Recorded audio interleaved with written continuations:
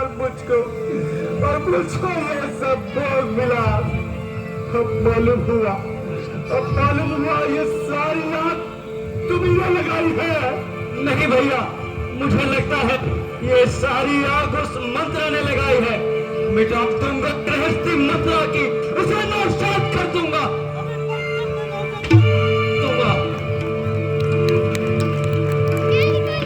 बेटा, मैंने तो ये सब कुछ तुम्हारी भलाई के लिए किया है। चुप रहो। भला करना था अगर मेरा तो यूं करती भला मेरा। पैदा किया तो जब तुमने दबा दे दी गला मेरा, दबा दे दी गला मेरा। अब मुझे बेटा मत कहना। क्या कहा? अब तुम्हें मेरा बेटा होना भी स्वीकार नहीं? हाँ, मुझे तुम्हारा बेटा कहलाने में भी लज्जा आती है। माता, क्या तुम मेरी माता हो? क्या तुम्ही माता मेरी? क्या तुम्ही सूर्य कुल की रानी? क्या तुम्ही जन्मदाता मेरी? क्या तुम्ही जन्मदाता मेरी? तुम मन में ये कल्पना करो कि बेटा जन्मा ही नहीं मैंने, मैं समझूंगा बे मां का हूं, कोई माता ही नहीं। मानो तो है संबंध सभी, मानो तो सारे नाते हैं, अन्यथा अकेले ही प्राणी इस जग में आते और जाते हैं। बेटा, मैंने तो तुम्हें अयोध्या का राज दिलाने के लिए अपने सुहाग का सिंदूर मिटा दिया, कलंकिनी कहलाई, और तुम मुझे उसका ये बदला दे रहे हो।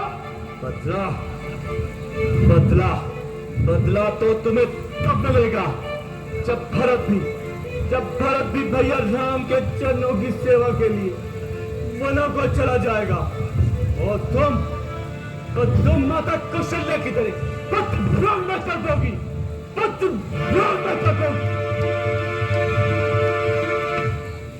रणवीर पिता के बेटे हैं तो शांति उन्हें पहुंचाएंगे। कुछ भी हो श्री राम को अब हम अवधेश बनाएंगे। मिलता है राज्य बड़े ही को, मत यही न्याय पूर्वक है। राजा तो श्री रामचंद्र है, ये भरत तो सदा सेवक है। बस सुनते सूर्य चांद, नीचे गंगा यमुना साक्षी, करता हूं आज प्रतिज्ञा में करके बच्चा साक्षी। रघुकुल का मुकुट नियम पूर्वक जब तक न श्री राम के सर पर हो तब तक शैया को तसता हूं, पृथ्वी ही मेरा पितर हो।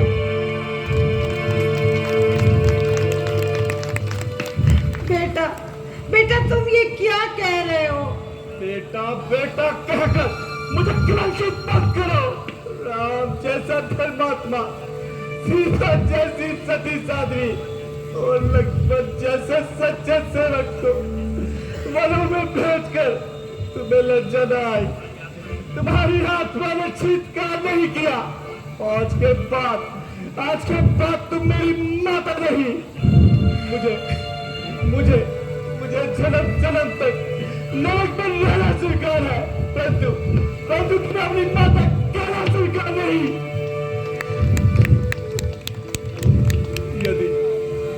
यदि मेरी आवाज इस लोक से परलोक तक पहुंचती हो तो हे पिताजी आप भी सुन ले। आज से आपके मांगे बेटे भरत ने नौकरी का त्याग कर दिया है।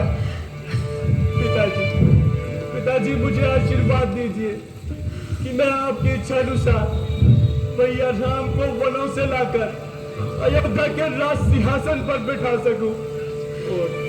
और महारानी केकई, यदि तुम स्त्री न होती तो तुम्हारे इस दुष्कर्म के लिए आज मैं अपने इन हाथों से तुम्हारा टुकड़ा कर देता, परंतु नहीं, ऐसा करने से मेरे भैया राम मेरा परित्याग न कर दे। हो गया होना लिखा था, जो हमारे भाग्य में राम का सेवक चला, अब राम के राग में। आज के बाद मैं तुम्हारा ये मुख कभी नहीं देखूंगा। आज के बाद मैं इस कक्ष में कभी नहीं आऊंगा, कभी नहीं आऊंगा। सुना तुमने? कभी नहीं आऊंगा।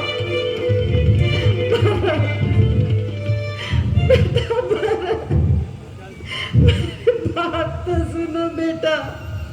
जो नारी कुल का नाश करे, एक दासी के भड़का देने भर से, मोह ममता लोभ के वशीभूत, जो नारी पति पर घात करे, श्री रामचंद्र को वनों में भेज, जो सुख महलों का मां प्राप्त करे, कैसे उनको माता कह दे, कैसे लज्जा का भाग बने। मेरी भी यही प्रतिज्ञा है कि आज के मैं तुम्हारे मुख कभी नहीं देखूंगा। आज के बाद मैं भी इस कक्ष में कभी नहीं आऊंगा। सुना तुमने? कभी नहीं आऊंगा, कभी नहीं आऊंगा, कभी नहीं आऊंगा।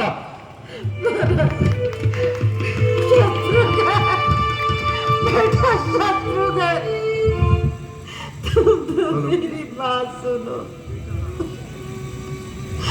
बेटा राम, अपनी अभागन माँ को क्षमा करना बेटा। हे नाथ,